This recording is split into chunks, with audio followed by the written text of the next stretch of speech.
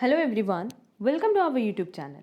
हमारा आज का सेशन अगेन इंपॉर्टेंट एमसीक्यूज़ पे है। हमने ऑलरेडी इंपॉर्टेंट एमसीक्यूज़ की 4 क्लासेस अपडेट कर दी हैं। इनफैक्ट हमने उसका एक प्लेलिस्ट भी बना दिया है सो दैट आप लोगों को क्लासेस ढूंढनी ना पड़े।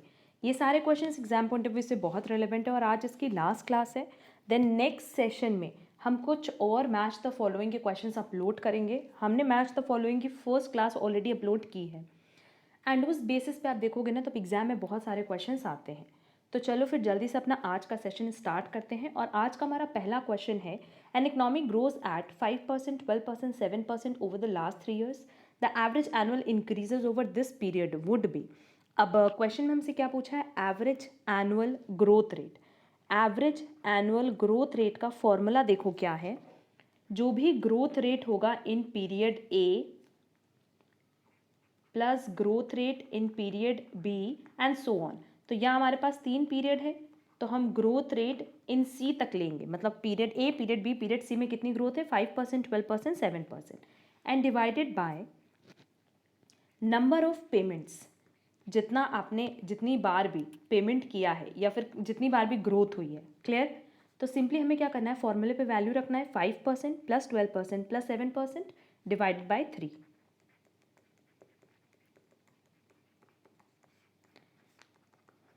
तो सिंपली आप इसको कैलकुलेट करोगे तो एग्जैक्ट आंसर आएगा 8%। करेक्ट आंसर होगा थर्ड, इक्वल टू 8%। तो बस फॉर्मूले पे आपको वैल्यू पुट करनी थी और कुछ भी इस क्वेश्चन में नहीं पूछा था। Next, cash flows are presumably reinvested in capital budgeting decisions at discount rate, market rate, cost of capital, riskless rate, internal rate of return. आपको ऑप्शन बताना है कौन सा करेक्ट है।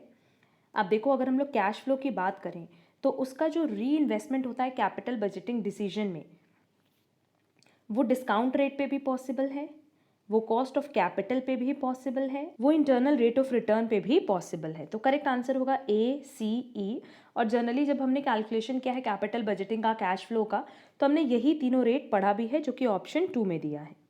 Next, the resource seeking FDI moves to a country where financial resources help MNCs improve their efficiency, per capita income and size of the market are large, raw materials and manpower are in abundance, technologies are available to improve productivity। अब कह रहे हैं resource seeking FDI किस तरह की country की तरफ move करेगी। नो डाउट जहाँ रॉ मटेरियल और मैन पावर की अबंडेंस हो, मतलब बहुत नंबर में, लार्ज नंबर में raw material and man power की अवेलेबिलिटी हो। तो करेक्ट आंसर होगा सी। नेक्स्ट, ये क्वेश्चन हमने अपने फर्स्ट जो मैच द फॉलोइंग की क्लास अपलोड की है उस क्लास में ये क्वेश्चन हमने डिस्कस किया था। सेम नेक्स्ट क्वेश्चन भी हमने वहाँ डिस्कस किया है, तो वहाँ से ये क्वेश्चन आप कंप्लीट कर लेना। लिंक आपको डिस्क्रिप्शन बॉक्स में दी गई है। Next, with reference to product hierarchy, life insurance is an example of. जो प्रोडक्ट हिरारिकी है वो हमने पहले ही क्वेश्चन में डिस्कस की हुई है और उसमें लाइफ इंश्योरेंस किस में रहता है, प्रोडक्ट क्लास में, फैमिली में, प्रोडक्ट लाइन में। करेक्ट आंसर होगा third. Next, the mode of joint venturing in international business that allows a company to conduct business in another country whose laws discourage foreign ownership is known as contract manufacturing, international franchising, joint ownership और licensing। Basically ये जो पूरी definition है ये licensing की है। तो correct answer होगा 4। Next, identify the components of the credit policy of the business firm from the following: collection policy, factoring, credit rating, credit analysis और terms of sale. Choose the correct answer from the following option. आप देखो क्या पूछा है हमसे, credit policy के components पूछा है क्वेश्चन, और क्रेडिट पॉलिसी के जो कंपोनेंट्स हैं उनका नाम हम याद करा दे रहे हैं। पहला है टर्म्स ऑफ सेल, फिर है क्रेडिट एनालिसिस, फिर है कलेक्शन पॉलिसी। ये 3 इसके कंपोनेंट है, दैट इज ADE इसके कंपोनेंट है। तो करेक्ट आंसर होगा B. Next, an ITR can be used by an individual having an income from one house property, pension, income on, interest on FD in banks, winning from lotteries। No doubt अगर ITR 1 की बात करें तो एक house property होना चाहिए, pension income होनी चाहिए या interest on FD in bank. इन तीनों ही केसेस में क्या होता है, ITR 1 फाइल करते हैं। तो करेक्ट आंसर होगा ए। अगर आप चाहते हो कि सारे ITR की एक डिटेल डिस्कशन हम करें तो कमेंट बॉक्स में ज़रूर बताना सो दैट हम उस पर क्लास अपलोड कर पाएँ। Next, Bretton Woods resolution led to the formation of GATT, IMF, UNCTAD और WTO। अब बेसिकली हम लोग अगर ब्रिटन वुड्स की बात करें तो इसके दो मेजर अकम्पलिशमेंट्स थे, एक IMF और एक था IBRD, और क्योंकि हमारे पास क्वेश्चन में IMF दिया है तो करेक्ट आंसर होगा बी।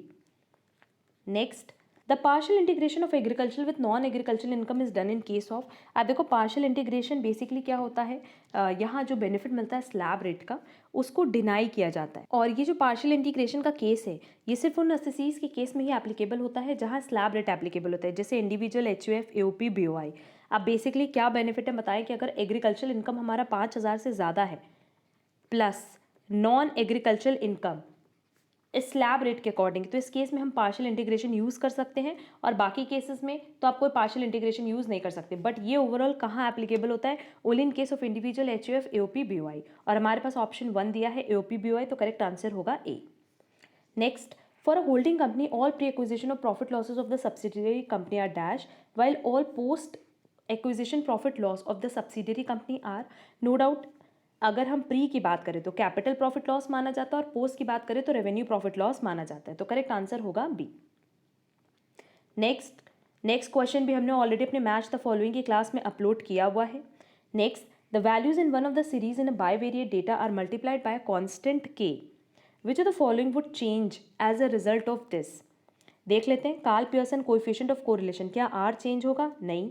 स्टैंडर्ड डेविएशन होता है, कोवेरिएंस बिटवीन द वेरिएबल्स होता है, rank correlation coefficient, again r की बात कर रहा है, तो सिंपली क्या कह रहा है, the value in one of the series in a bivariate data set are multiplied by constant k। अब अगर कांस्टेंट k से मल्टीप्लाई हो रहा है तो जो r की वैल्यू है उसमें तो कोई चेंज नहीं आएगा, बट स्टैंडर्ड डेविएशन में चेंज आता है, कोवेरिएंस में चेंज आता है, और ये सारी प्रॉपर्टीज हमने अपने सेकंड चैनल का CA काजल डिरोलिया पे ऑलरेडी डिस्कस की हुई है, तो करेक्ट आंसर होगा 4, B and C only. Next, in which of the following cases the doctrine of supervening impossibility will apply? Impossibility known to the parties at the time of making of the contract, इन सब पे हमने already discussion किया हुआ है। Next, which of the following is not the feature of the Indian capital market? Co-promotes state level venture funds, government rules and regulations, link between savers investment opportunities, utilizes intermediaries। अब अगर हम लोग बात करें feature of Indian capital market की तो बाकी 3 feature है, but cooperate state level venture funds ये इंडियन कैपिटल मार्केट का फीचर नहीं है, तो करेक्ट आंसर होगा 1। Next, a contract is said to be discharge by recession.